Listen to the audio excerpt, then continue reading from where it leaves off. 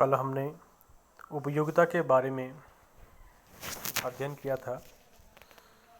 किसी वस्तु में किसी व्यक्ति की इच्छा को संतुष्ट करने की जो क्षमता होती है उसे उपयोगिता कहते हैं, जिसको अंग्रेजी में यूटिलिटी कहते हैं। आज हम उपयोगिता के बारे में थोड़ी आगे से पढ़ेंगे, जिसमें कुल उपयोगिता और सीमांत उपयोगिता का आज हम विश्लेषण करेंगे, अध्ययन करेंगे। उससे पहले उपयोगिता की कुछ विशेषताएं होती है। उपयोगिता की संख्यात्मक रूप से व्यक्त नहीं किया जा सकता, यानी उपयोगिता को हम किसी संख्या के रूप में व्यक्त नहीं कर सकते कि मुझे एक रोटी खाने से इतनी मात्रा में उपयोगिता मिली। यानी पहला आप ये पॉइंट समझ गए होंगे कि उपयोगिता को संख्या के रूप में हम व्यक्त नहीं कर सकते। एक मनोवैज्ञानिक धारणा है। उपयोगिता व्यक्ति प्रति व्यक्ति, समय प्रति व्यक्ति, परिस्थिति प्रति परिस्थिति भिन्न भिन्न होती है। यानी किसी वस्तु की उपयोगिता प्रत्येक समय में और प्रत्येक व्यक्ति के लिए और प्रत्येक परिस्थिति में भिन्न भिन्न होती है। जैसे एक उदाहरण के द्वारा समझेंगे आप। अगर कोई भूखा व्यक्ति है तो उसे रोटी की उपयोगिता थोड़ी ज़्यादा होगी। अगर कोई भूखा व्यक्ति है तो उसके लिए रोटी क्या होगी, बहुत ही ज़्यादा उपयोगी होगी। लेकिन अगर जिस व्यक्ति का पेट भरा हो उसके सामने आप अगर रोटी रख दो तो उसके लिए रोटी का कोई मायना नहीं है। यानी रोटी का उसके सामने कोई महत्व नहीं रह जाता है।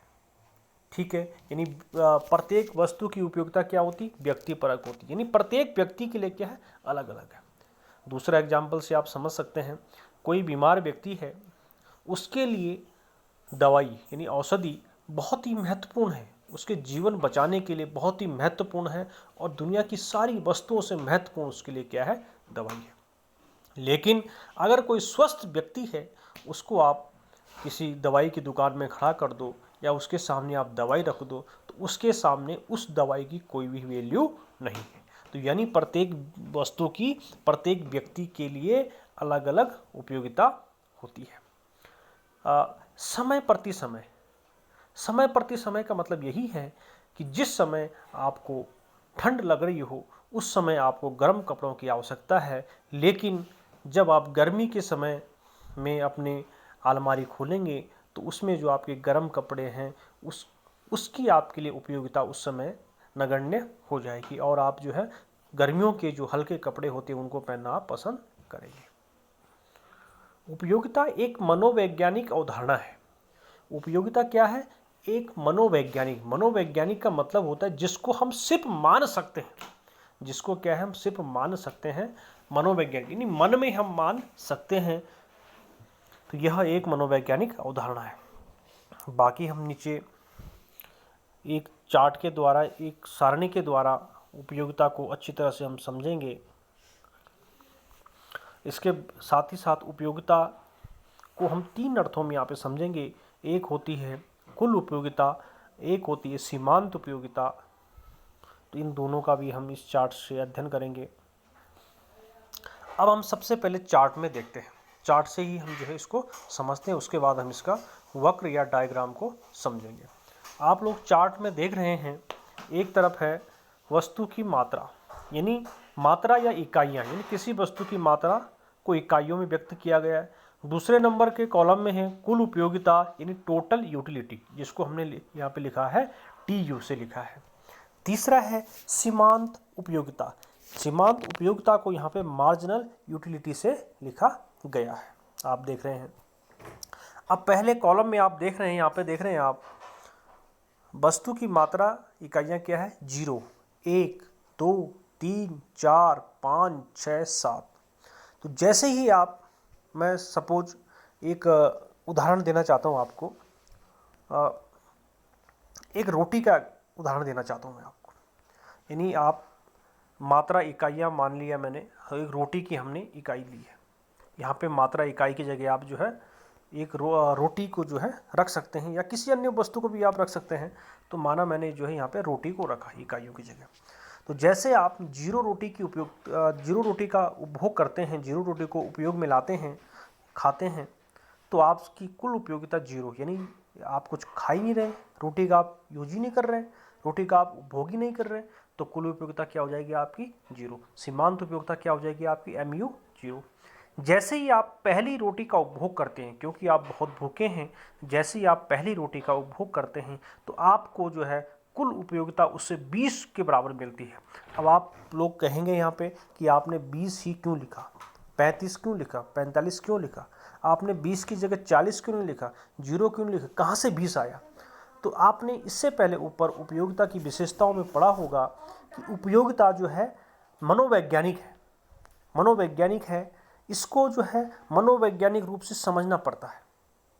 ऐसा कोई फिक्स नहीं कि आप जो है यहाँ पे 20 ही लिखें, आप 40 भी लिख सकते हैं, आप 10 भी लिख सकते हैं, लेकिन इसको थोड़ी मानना पड़ता है ये कि यह एक मनोवैज्ञानिक अवधारणा है। जैसे आपने ऊपर पढ़ा, यह एक मनोवैज्ञानिक अवधारणा है, तो इसलिए माना हमने इसको जो है 20 माना, यानी पहली रोटी के उपभोग से हमें 20 उपयोगिता प्राप्त हुई। और सीमांत उपयोगिता कितनी प्राप्त हुई? 20 ही। सीमांत उपयोगिता के भी हमें 20 ही प्राप्त हुई। जैसे ही हमने दूसरी रोटी का उपभोग किया, आप दूसरी रोटी का उपभोग देख रहे हैं यहाँ पे, वैसे ही हमें कुल उपयोगिता 35, यानी कुल उपयोगिता आप देख रहे हैं, कुल उपयोगिता क्या हो गई? 35 हो गई। और सीमांत उपयोगिता, सीमांत का मतलब होता है एक के बाद दूसरी उपयोगिता, सीमांत उपयोगिता यहाँ पे आपकी 15 रह गई। यानी पहली रोटी से सीमांत उपयोगिता आपको 20 मिली, दूसरी रोटी में आपने देखा सीमांत उपयोगिता आपको 15 मिली, और कुल उपयोगिता आपकी कितनी हो गई? 20 आपको पहले मिली, 15 आपको फिर बाद में मिली, 15 और 20 दोनों जो है जुड़ करके 35 यहाँ पे आपको कुल उपयोगिता मिली। जैसे ही आपने तीसरी रोटी का उपभोग किया, आपको 15 नहीं बल्कि 10 उपयोगिता मिली। आप देख रहे हैं यहाँ पे 10 लिखा हुआ है, आपको 10 उपयोगिता मिली।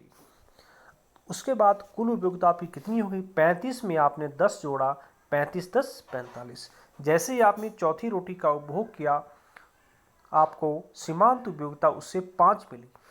कुल उपयोगिता आपने 45 में 5 जोड़ा, 50 हो गया। जैसे ही आपने पांचवी रोटी का उपभोग किया तो आपको कुल उपयोगिता 0, यानी आपका पेट वहाँ पे भर गया, इस बिंदु पे आपका पेट भर गया। अब आपके लिए रोटी की कोई उपयोगिता नहीं है। अगर आपके सामने रख भी दी जाए तो आप रोटी को खाना पसंद नहीं करेंगे, क्योंकि आपका पेट अब भर चुका है।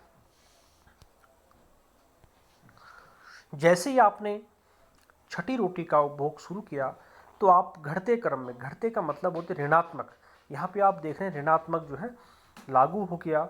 उपयोगिता हास नियम, इसे कहते हैं उपयोगिता हास नियम। अभी हम आगे इसके बारे में अध्ययन करेंगे, उपयोगिता हास नियम।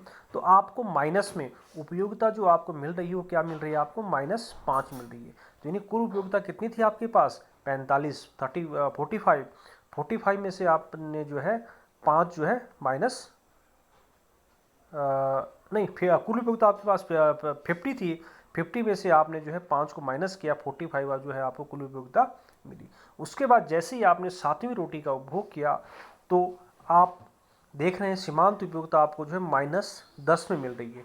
जिस क्रम में ऊपर बढ़ रही थी उसी क्रम में यहाँ पे घट भी रही है, तो आपको क्या हो रही है? -10 सीमांत उपयोगिता मिल रही है। कुल उपयोगिता भी क्या हो रही है आपके पास? 45 में से आपने 45 में से जो है 10 को माइनस किया तो आपको जो है 35 जो है कुल उपयोगिता यहाँ पे मिल रही है। तो आप लोग देख रहे होंगे, देख रहे हैं यहाँ पे ये जिस प्रकार से सीमांत उपयोगिता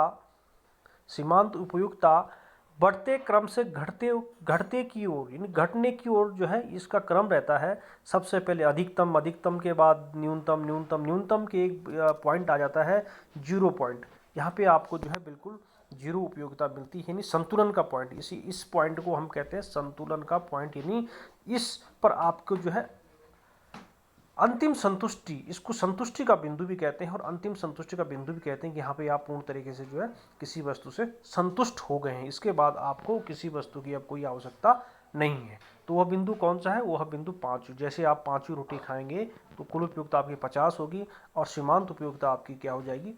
0 हो जाएगी। तो ये अधिकतम संतुष्टि का बिंदु, इसे हम कहते हैं अधिकतम संतुष्टि का बिंदु भी कहते हैं। और इसके बाद आप देख रहे हैं जैसे ही आप अधिकतम संतुष्टि बिंदु के बाद उपभोग जारी रखते हैं, किसी वस्तु का प्रयोग जारी रखते हैं, तो उसके बाद आपको उपयोगिता घटते हुए क्रम में मिलनी शुरू हो जाती है और कुल उपयोगिता भी जो है घटते हुए क्रम में मिलनी शुरू हो जाती है। कुल उपयोगिता के कॉलम में आपने देखा होगा, स्टार्टिंग में आपको कुल उपयोगिता 0 थी। कुल उपयोगिता आपको उत्तरोत्तर इकाइयों के प्रयोग करने के बाद बढ़ते हुए क्रम में प्राप्त होती है, जबकि सीमांत उपयोगिता आपको अधिकतम से निम्नतम की ओर प्राप्त होती है। तो यह आपने पढ़ा आज कुल उपयोगिता और सीमांत उपयोगिता का विश्लेषण। इसके बाद हम इसका जो है कल इसका वक्र देखेंगे, किस प्रकार से बनता है कुल उपयोगिता और सीमांत उपयोगिता का वक्र किस प्रकार से बनता है। इसको एक बार आप अपनी किताब में भी देख लेना।